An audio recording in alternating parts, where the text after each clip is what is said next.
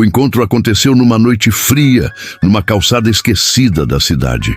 Um mendigo magro, com o rosto marcado por cicatrizes do tempo, estendeu um copo de barro sujo para um homem de terno impecável. "Beba isso e você vai andar novamente." O milionário, preso a uma cadeira de rodas desde um acidente brutal, soltou uma risada curta e irônica. Parecia piada, parecia loucura. O copo cheirava estranho, uma mistura de ervas, fumaça e algo doce.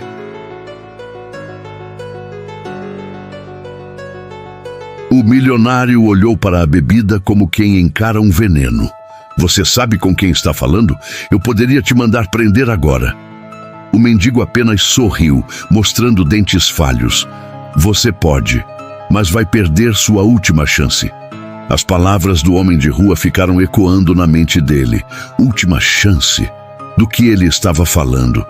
Os médicos já tinham dito: nenhuma cirurgia, nenhum tratamento, nenhum milagre poderia fazê-lo andar de novo.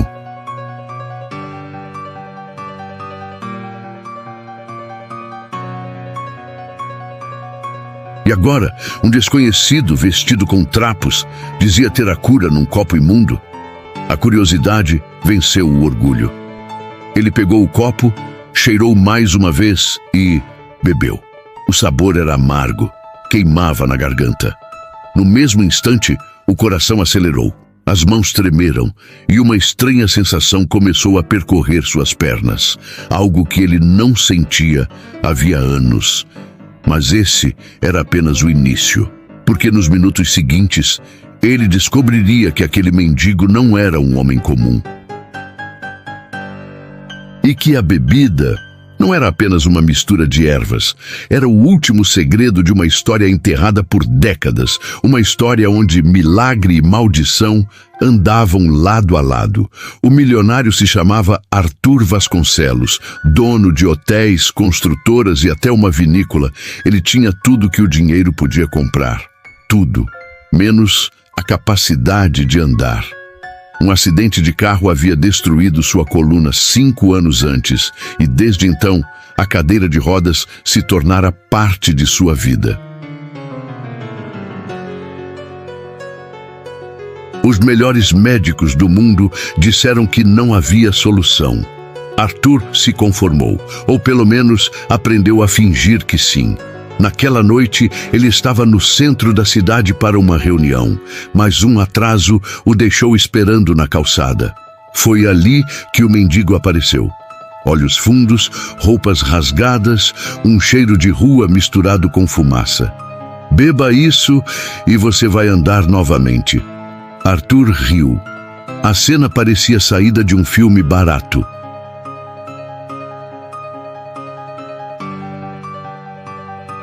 Mas o homem continuou parado, com o copo na mão, como se soubesse algo que ninguém mais sabia. "Você acredita em milagres? E se eles não vierem de igrejas, nem de hospitais, mas de lugares que você jamais imaginaria? Essa história vai te mostrar que às vezes o impossível só parece impossível até o momento em que acontece diante dos seus olhos."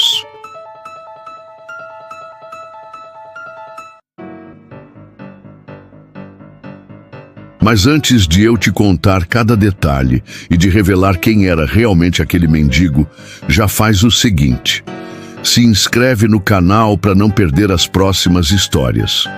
Curte esse vídeo, porque o que você vai ouvir hoje é raro. E comenta aqui embaixo de qual cidade e país você está assistindo. Quero saber até onde essa história vai chegar. Agora respira fundo, porque o que começou com uma risada de desprezo terminou com um homem de pé, chorando, enquanto toda a cidade assistia. Capítulo 1. O homem que caiu do trono. Antes do acidente, Arthur Vasconcelos era um daqueles homens que pareciam inalcançáveis.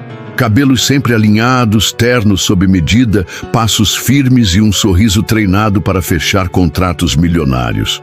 Era respeitado e temido, não porque fosse cruel, mas porque nunca aceitava perder. E perder para ele não estava no vocabulário. Seu império começou com um hotel pequeno herdado do pai.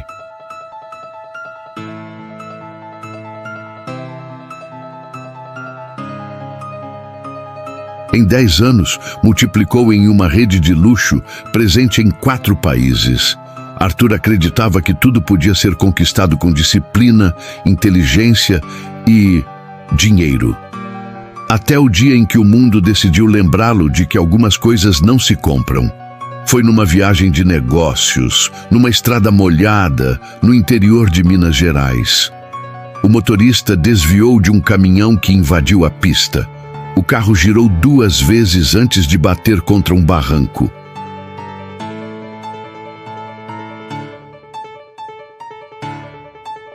O som do metal retorcendo foi a última coisa que Arthur ouviu antes do silêncio absoluto. Acordou no hospital com o cheiro de desinfetante e o bip lento das máquinas. Tentou mexer as pernas. Nada. Tentou de novo. Nada. O médico não precisou dizer muito. A fratura na coluna era irreversível. Ele nunca mais andaria. Os meses seguintes foram um deserto. Sessões de fisioterapia que pareciam tortura, remédios caros, promessas vazias de especialistas internacionais. Cada vez que ouvia "não há o que fazer", um pedaço dele morria, e a imagem do homem invencível começava a desmoronar. Amigos sumiram, sócios evitaram ligações. Até alguns familiares começaram a visitá-lo menos.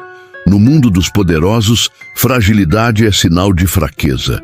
E ninguém quer estar perto de quem já não pode subir as escadas do próprio castelo. Arthur começou a viver isolado. Passava horas olhando pela janela da cobertura, assistindo a cidade se mover sem ele. A cada noite, se perguntava: por que eu ainda estou aqui? A resposta nunca vinha. 5 anos se passaram. E naquela noite específica, o destino o tirou do conforto da solidão para jogá-lo no inesperado. Uma reunião de emergência num prédio do centro o fez enfrentar algo que raramente fazia: esperar na rua. Enquanto aguardava o carro da empresa vir buscá-lo, observava a calçada molhada pela chuva recente. Pessoas apressadas, buzinas, o cheiro de comida barata vindo de uma barraquinha. E então uma sombra se aproximou. Passos lentos, olhar fixo, um copo de barro nas mãos. O mendigo parou diante dele e disse sem tremer a voz: "Beba isso e você vai andar novamente." Arthur soltou uma risada curta, quase de deboche. Mal sabia ele que aquele momento ia virar a página mais estranha e mais transformadora de sua vida. Capítulo 2. O copo e o segredo. Arthur ainda estava com o sorriso torto no rosto quando o mendigo se aproximou mais.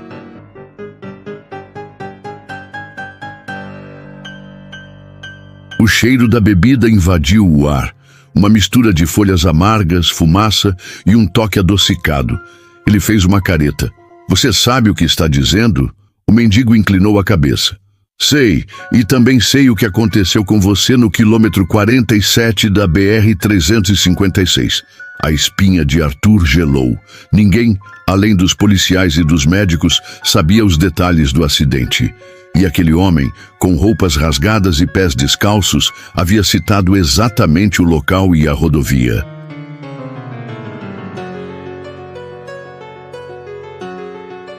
"O Bri, quem te contou isso?" O mendigo sorriu, mostrando os dentes falhos. "Ninguém. Eu vi." "Você estava lá?" O homem fez que não com a cabeça. "Estava antes, muito antes, e vi coisas que você não acreditaria." Arthur bufou. Era absurdo demais, mas algo nele, talvez a curiosidade, talvez a solidão, não deixou que virasse as rodas e fosse embora. O mendigo ergueu o copo. A luz do poste refletiu num líquido escuro, quase preto. Pequenas folhas boiavam na superfície. "Isso aqui já curou gente que a medicina desistiu. Mas não é só beber e pronto. Tem um preço, sempre tem." "Quanto você quer?" Arthur tirou a carteira. O mendigo balançou a cabeça. "Não é dinheiro." O que eu vou pedir de você vale mais. E pode ser que você não esteja disposto a dar. Um silêncio estranho pairou. O barulho da rua parecia distante, abafado. Arthur percebeu que os olhos do mendigo eram claros, quase prateados, e refletiam a luz de um jeito perturbador. Não havia medo neles. Apenas certeza. Se isso for uma piada, eu juro que... Não é piada. Você já tentou de tudo, gastou milhões. O que perdeu não volta, a menos que aceite que existe mais do que os médicos te contaram. As palavras cortavam como vidro. Arthur olhou para o copo outra vez. Sua mão tremia. Parte dele queria jogar aquele líquido no chão e ir embora. Outra parte queria acreditar. Porque acreditar era a última coisa que ele ainda não tinha feito. O mendigo se aproximou tanto que Arthur sentiu o calor da respiração dele. Se beber, vai sentir primeiro dor, depois calor, depois vai chorar como uma criança e quando abrir os olhos, vai estar de pé. Mas lembre-se, tudo que a vida devolve, tira de outro lugar. Arthur pegou o copo, sentiu o peso nas mãos, olhou o mendigo nos olhos e, sem saber explicar porquê, bebeu. O gosto era amargo, queimava a garganta. E no segundo seguinte, um calor desconhecido começou a subir pelas pernas que ele não sentia há anos. Capítulo 3. O preço do milagre. O calor começou como um formigamento suave nos pés, algo que Arthur não sentia desde antes do acidente. Por um segundo, ele pensou estar imaginando, mas o formigamento cresceu, virou ardência, virou dor. E então, uma pressão tão forte que parecia que ossos invisíveis estavam sendo esmagados dentro dele. Arthur gritou. O som ecoou pela rua, fazendo dois passantes olharem rapidamente antes de seguirem apressados. O mendigo não se mexeu, apenas observava, como se já tivesse visto aquilo antes. Deixa acontecer, não lute contra. Era impossível não lutar. O corpo dele se contorcia na cadeira, músculos travando, veias pulsando como cordas prestes a arrebentar. As mãos se agarraram ao apoio da cadeira, os nós dos dedos brancos. O calor subiu pelas canelas, atravessou os joelhos e se espalhou pelas coxas como fogo líquido. Ele tentou se mover e conseguiu. Pouco, mas conseguiu. O choque foi tão grande que lágrimas involuntárias começaram a escorrer. Meu Deus, eu tô sentindo. Ele arfou, quase sem fôlego. O mendigo apenas assentiu. Eu disse. Mas o tom não era de celebração, era de aviso, e esse aviso ficaria mais claro nos minutos seguintes. O calor chegou à coluna e a dor se tornou quase insuportável. Arthur sentia como se algo estivesse quebrando por dentro, e ao mesmo tempo sendo reconstruído. Um estalo surdo veio da base das costas, seguido de um alívio que fez ele arfar como quem respira depois de se afogar. Lentamente, ele apoiou os pés no chão. A sensação era estranha, instável, mas real. As pernas obedeciam, trêmulas, mas obedeciam. Ele olhou para o mendigo com descrença. Como isso é possível? O homem se inclinou para a frente. Você tem sua resposta. Agora é minha vez. Arthur franziu o senho. O que você quer? O mendigo sorriu, mas havia um peso sombrio naquele sorriso. Não é o que eu quero. É o que precisa ser feito. Arthur sentiu um arrepio subir pela espinha. Dessa vez, não causado pela bebida. O mendigo tirou do bolso um envelope amassado e o colocou no colo dele. Está tudo aqui. Nome, endereço, hora. Você vai até lá e vai me trazer algo.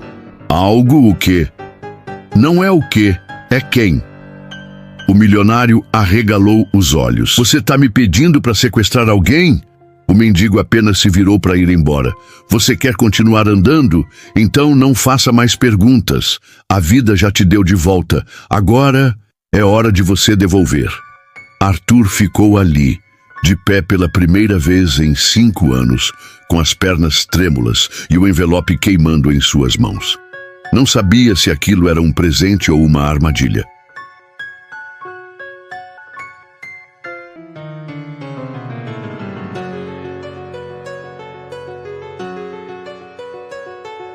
Mas no fundo, uma certeza começou a nascer.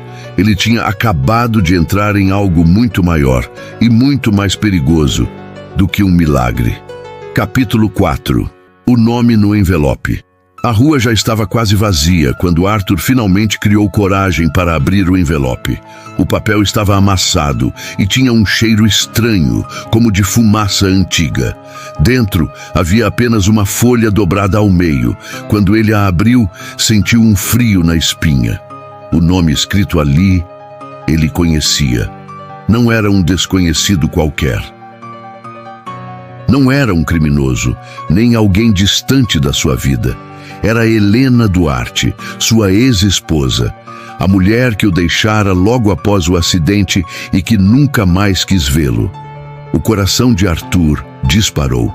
O que o mendigo queria com ela? Helena não tinha contato com ele há anos. Estava casada novamente, vivendo fora do país, pelo que ele sabia. Mas agora, seu nome estava ali, acompanhado de um endereço. Ele leu o restante do papel. O endereço não era em outro país. Era em um bairro residencial da própria cidade. E mais, havia uma data e hora, exatamente 48 horas a partir daquele momento. Abaixo, uma frase em letras maiúsculas. Traga-a até mim. Arthur se sentou de volta na cadeira de rodas, não porque não conseguisse ficar de pé, mas porque as pernas tremiam demais.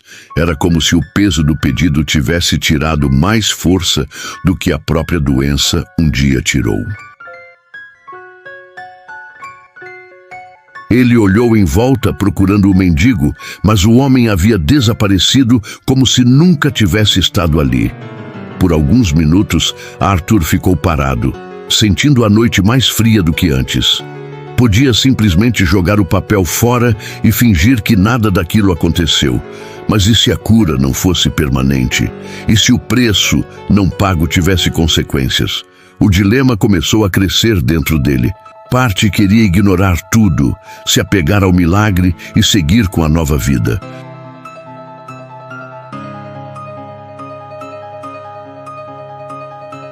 Outra parte sabia que, de alguma forma, aquele mendigo tinha poder o suficiente para fazê-lo voltar à cadeira. Ou pior. Nos dias seguintes, a sensação nas pernas ficou cada vez mais firme. Ele conseguia andar curtas distâncias sem apoio. Mas junto com o progresso, vinham sonhos estranhos, sempre o mesmo. Helena, parada na chuva, olhando para ele com os olhos cheios de medo. Quando o relógio marcou 47 horas desde o encontro, Arthur estava diante da casa do endereço indicado.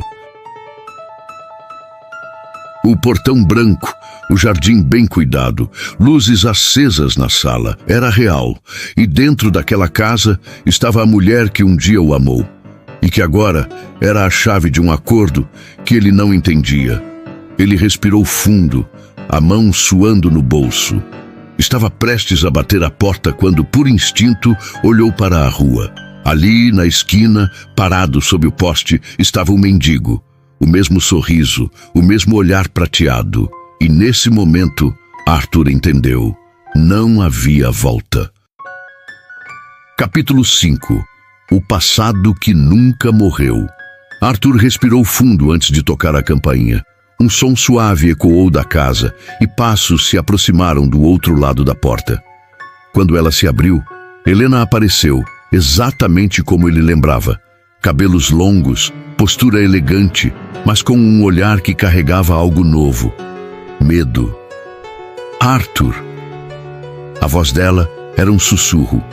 Ele tentou sorrir, mas parecia forçado. Precisamos conversar. Ela olhou rapidamente para a rua, como se esperasse encontrar alguém, talvez até soubesse que estavam sendo observados. Você não devia estar aqui, disse firme. Ele deu um passo à frente instintivamente. Os olhos dela se arregalaram. Você está andando? Ele apenas assentiu.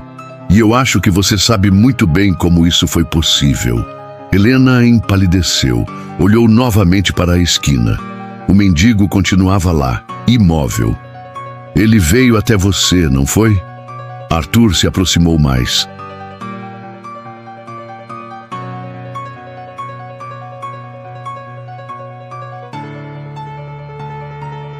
Você o conhece? Ela fechou os olhos por um segundo, como quem tenta afastar uma lembrança dolorosa. Ele não é só um mendigo, Arthur. Ele é o cobrador. Arthur franziu a testa. Cobrador de quê? Helena hesitou, mordendo o lábio. De dívidas que não são de dinheiro. O silêncio que se seguiu parecia pesar no ar. Helena o puxou para dentro rapidamente e fechou a porta. Quando eu te deixei, não foi só por causa do acidente. Foi porque ele já tinha vindo até mim antes. E o que ele pediu, eu não consegui dar. Arthur sentiu o chão sumir sob seus pés. Você também fez um acordo? Ela assentiu. Anos antes de te conhecer, eu estava desesperada. E ele me salvou. Mas o preço era impossível de pagar. Então eu fugi. Ele olhou pela janela. O mendigo não havia se mexido. Era como se soubesse exatamente o que estava sendo dito lá dentro. Helena segurou a mão dele. Se você fizer o que ele quer, não vai acabar. Ele sempre volta. Sempre. Arthur queria acreditar que podia simplesmente ignorar aquilo. Mas a força com que o mendigo o observava da rua tirava qualquer ilusão. O que acontece se eu não pagar? Helena desviou o olhar. Você não quer saber. A resposta foi suficiente para arrepiar cada centímetro do corpo dele. Do lado de fora, o mendigo começou a andar lentamente na direção da casa, passo por passo, olhar fixo.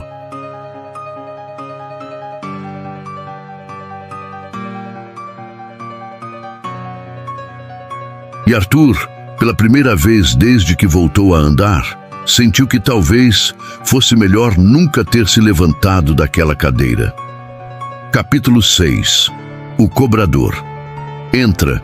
A batida na porta não foi forte, mas soou como um trovão na sala silenciosa. Helena travou, os olhos fixos na madeira. Arthur engoliu seco. Não abre. Mas ela já sabia que não adiantava. Quando ele vinha cobrar, portas não eram barreiras. A maçaneta girou sozinha. Nenhuma chave, nenhum empurrão. Apenas se moveu, como se obedecesse a uma ordem invisível. O mendigo entrou sem pressa, fechando a porta atrás de si. O cheiro que ele carregava era o mesmo da bebida que Arthur tomara. Folhas, fumaça e algo que lembrava ferro. Bonita casa, disse olhando em volta. Sai daqui. Helena respondeu firme, mas com a voz trêmula.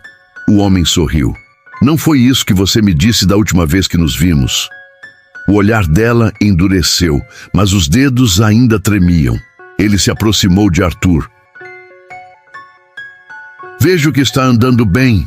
Arthur quis responder com desprezo, mas a verdade é que parte dele ainda não acreditava no que tinha acontecido. Você disse que queria algo. Estou aqui. Fala de uma vez. O mendigo colocou a mão no ombro dele e se inclinou para falar baixo. Eu não quero só algo. Quero o que me pertence. E ela apontou para Helena sem virar a cabeça.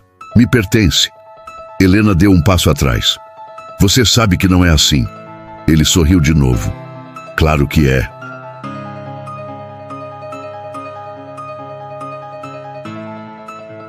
Você pediu, eu dei. E agora ela vai me devolver? Arthur olhou para Helena confuso. O que você pediu? Ela desviou o olhar, como se a resposta fosse perigosa demais para ser dita. Não é da sua conta. O mendigo interrompeu. Sua parte é simples, entregar. Você faz isso, continua andando, não faz e perde mais do que as pernas. A ameaça estava carregada de certeza. Não havia exagero na voz dele. O ar parecia mais pesado, como se a presença daquele homem drenasse a energia da sala. Arthur percebeu que não havia muito espaço para escolhas, mas algo nele, talvez orgulho, talvez teimosia, impediu que aceitasse imediatamente. E se eu disser não? O sorriso do mendigo sumiu. Ele se aproximou tanto que Arthur sentiu o hálito quente. Então, quando acordar amanhã, vai sentir o frio.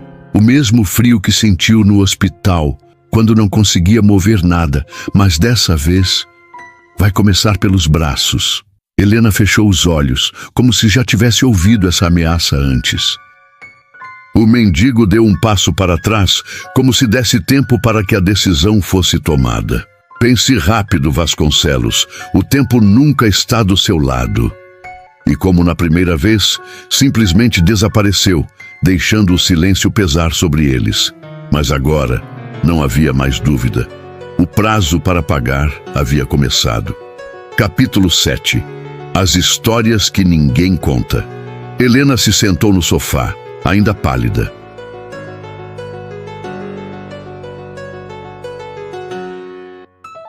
Arthur, de pé, andava de um lado para o outro, sentindo cada passo como um lembrete de que o presente do mendigo tinha prazo de validade. Você vai me contar agora o que você pediu para ele. Helena hesitou. Se eu contar, você vai se arrepender de ter perguntado. Ele parou e a encarou. Pior do que estar devendo para esse sujeito? Duvido. Ela respirou fundo, como quem decide finalmente abrir uma ferida antiga. Foi há 10 anos. Minha irmã estava morrendo. Os médicos disseram que não havia mais nada a fazer, então ele apareceu. O nome do mendigo ela nunca soube. Ele só disse que podia adiar a morte, mas que o preço viria depois. Helena aceitou. E a irmã melhorou no dia seguinte. Parecia um milagre. Até que 6 meses depois, um acidente de carro tirou a vida da irmã de forma brutal. Ele não salvou, ele só trocou a forma como ela morreria. Arthur sentiu um arrepio. Então, ninguém sai ganhando com ele. Não do jeito que espera, mas havia mais. Ela contou que desde então começou a ouvir histórias sobre outras pessoas que ele ajudou. Um homem cego que voltou a enxergar e 3 meses depois enlouqueceu, dizendo que via coisas que não eram deste mundo. Uma mãe que pediu para o filho voltar à vida e ele voltou, mas nunca mais falou. Apenas a observava, dia e noite, com um sorriso vazio. Arthur sentou-se devagar, processando tudo.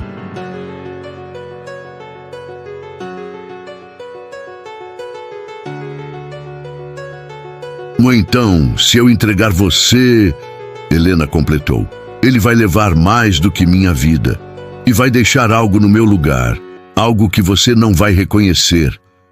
O silêncio ficou pesado. Do lado de fora, a rua estava deserta. Nenhum sinal do mendigo. Mas Arthur sabia que ele estava por perto. Esses tipos de pessoas ou coisas nunca se afastam de verdade. Helena puxou uma gaveta e tirou uma caixa de madeira, fechada com um cadeado pequeno. Isso é tudo que eu coletei sobre ele nesses anos. Fotos, recortes de jornal, nomes de pessoas que também o conheceram. Talvez alguma coisa aqui possa nos ajudar. Arthur abriu a caixa e começou a folhear. As fotos eram antigas, algumas em preto e branco. O mais perturbador: o mendigo estava em todas. Mesmo nas fotos com mais de 50 anos, ele parecia exatamente igual. Sem rugas a mais, sem envelhecer um único dia. Arthur largou as fotos e olhou para Helena. Se ele não muda, talvez não seja um homem. Helena fechou a caixa, encarando-o com seriedade. A pergunta não é o que ele é, e sim como se foge de algo que existe há mais tempo do que qualquer um de nós. Capítulo 8. O sobrevivente. Helena espalhou o conteúdo da caixa sobre a mesa. Recortes de jornais amarelados, fotos antigas e anotações rabiscadas à mão. Entre elas, um nome se repetia várias vezes: Elias Fonseca. Ao lado, uma observação escrita por Helena: o único que sobreviveu mais de 20 anos depois do acordo. Se ele ainda estiver vivo, pode ter a resposta, disse Arthur. Helena balançou a cabeça. Ou pode estar pior que morto. As últimas informações que consegui dele não são boas. Mesmo assim, eles decidiram ir. O endereço ficava na periferia da cidade, em uma casa isolada no final de uma estrada de terra. O portão estava enferrujado e aberto. A casa, silenciosa, com janelas cobertas por panos grossos. Parecia abandonada. Arthur bateu na porta. Nenhuma resposta. Quando ia bater de novo, ouviu passos lentos vindo do interior. A porta se abriu apenas o suficiente para revelar um olho vítreo, sem brilho. Quem mandou vocês aqui? A voz era rouca, quase um sussurro. Viemos saber sobre ele, Helena disse cautelosa. O olho se estreitou. A porta abriu mais um pouco, revelando um homem magro, curvado, com pele acinzentada e mãos trêmulas. Mesmo assim, havia algo nele, um ar de resistência, como alguém que já carregou o peso do impossível. Elias os fez entrar, mas antes trancou 3 cadeados na porta. A sala estava coberta por crucifixos, velas e símbolos estranhos pintados nas paredes. Vocês estão marcados, ele disse sem rodeios. E uma vez marcado, só existem 2 saídas: pagar ou desaparecer. Helena se adiantou. Como você sobreviveu tanto tempo? Ele deu um sorriso triste. Sobrevivi. Mas não escapei. Ele me curou de uma doença que me mataria em meses. Em troca, pediu meu filho. Eu recusei. E desde então, ele vem buscar outra coisa todo ano. Arthur sentiu um nó no estômago. Outra coisa? Como o quê? Elias encarou-o com olhos úmidos. Memórias. Pessoas que eu amo. Partes da minha vida. Até minha própria imagem no espelho. Eu já não reconheço mais. Um estalo alto ecoou do lado de fora. Elias se levantou bruscamente, pegando uma espingarda enferrujada. Ele sabe que vocês estão aqui. E se veio até mim, significa que o tempo acabou para vocês 2. Helena agarrou o braço de Arthur, o medo estampado no rosto. Do lado de fora, no portão, a silhueta imóvel do mendigo se recortava contra a luz fraca da lua. E mesmo à distância, eles puderam ouvir sua voz. Clara, calma e mais perturbadora do que nunca. Está na hora de escolher. Capítulo 9. Sem saída. O silêncio dentro da casa de Elias era sufocante. Helena respirava rápido, olhando para cada canto como se esperasse que o mendigo surgisse de qualquer sombra. Arthur sentia o suor escorrer pelas costas, apesar do ar frio. Elias mantinha da espingarda firme, mas seus olhos denunciavam que ele já sabia. Aquela arma não faria diferença. O som de passos lentos ecoou na varanda. Cada passo era ritmado, quase calculado. O mendigo não corria, não batia à porta. Ele só caminhava como alguém que sabia que já havia vencido. Um leve toque na maçaneta fez todos prenderem a respiração.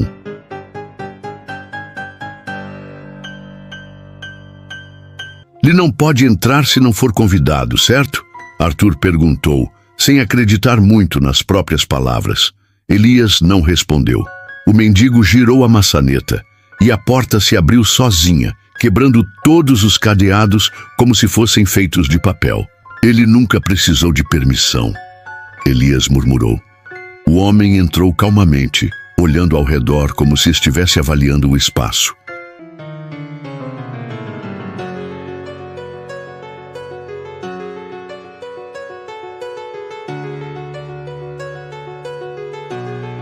Quantas vezes, Elias? Quantos anos tentando se esconder?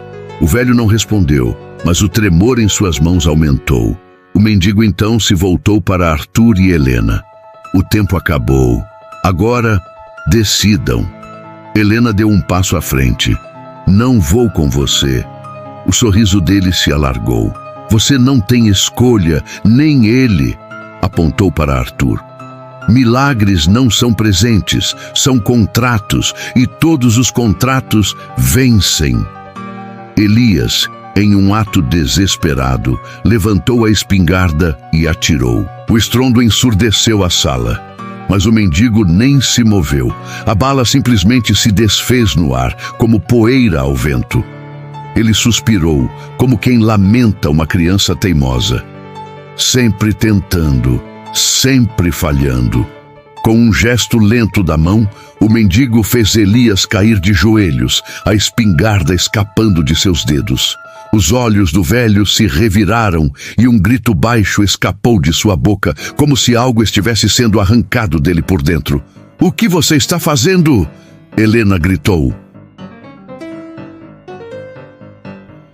"Estou recolhendo a dívida dele. Está atrasada."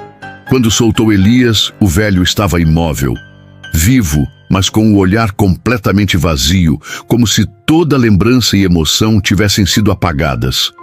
Arthur sentiu o estômago revirar. Aquilo era pior que a morte. O mendigo então se aproximou, ficando a poucos centímetros de Arthur. "Você viu o que acontece com quem não paga. Agora, quem vai ser?" O ar na sala parecia mais pesado, como se faltasse oxigênio. Helena olhou para ele, implorando sem palavras para não ser entregue. Arthur fechou os olhos por um segundo, tentando encontrar uma saída que não existia. Quando os abriu, o mendigo já estava sorrindo, como se soubesse qual seria a escolha. E nesse momento, Arthur percebeu: qualquer decisão que tomasse, ele perderia. Capítulo 10. O preço final. O mendigo ficou parado, olhando para Arthur como um juiz que espera o veredito.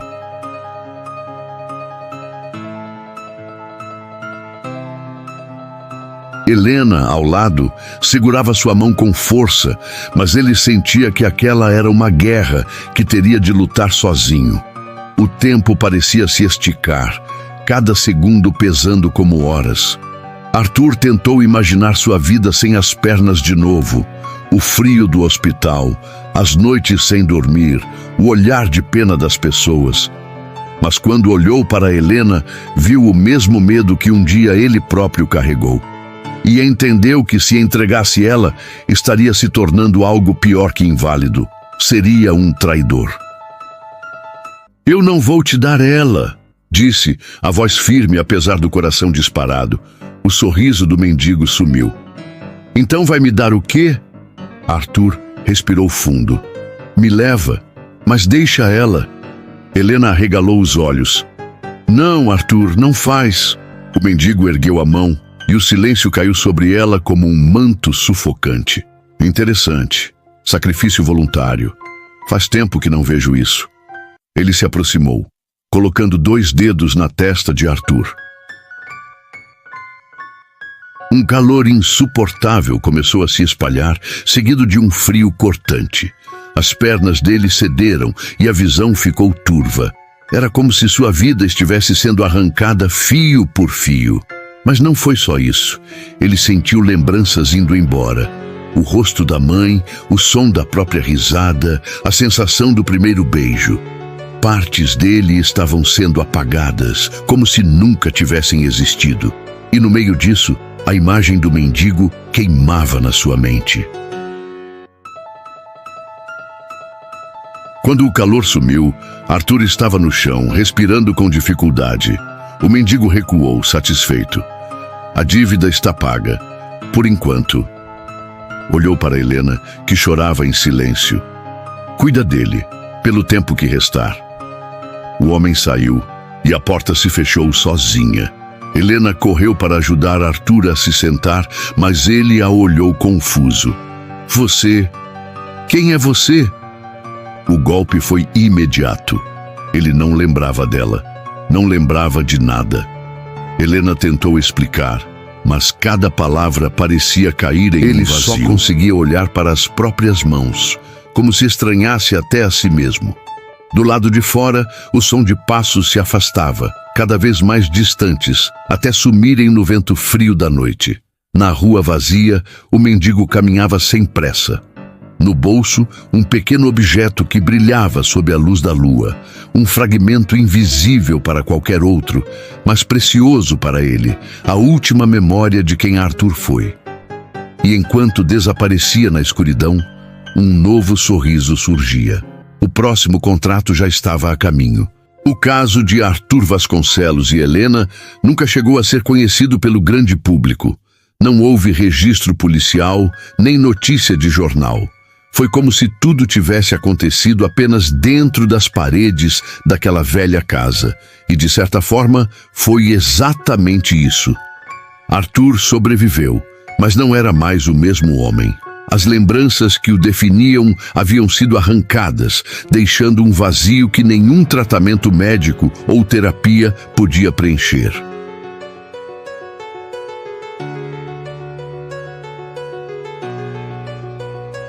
Para ele, Helena era apenas uma estranha que insistia em cuidar dele. Para ela, cada dia ao lado dele era um lembrete cruel do preço que se paga por um milagre. Quanto ao mendigo, ninguém sabia seu nome, sua origem ou o real alcance de seus poderes. Mas havia boatos, histórias sussurradas em becos, contadas por aqueles que juravam tê-lo visto em diferentes épocas, sempre com o mesmo rosto.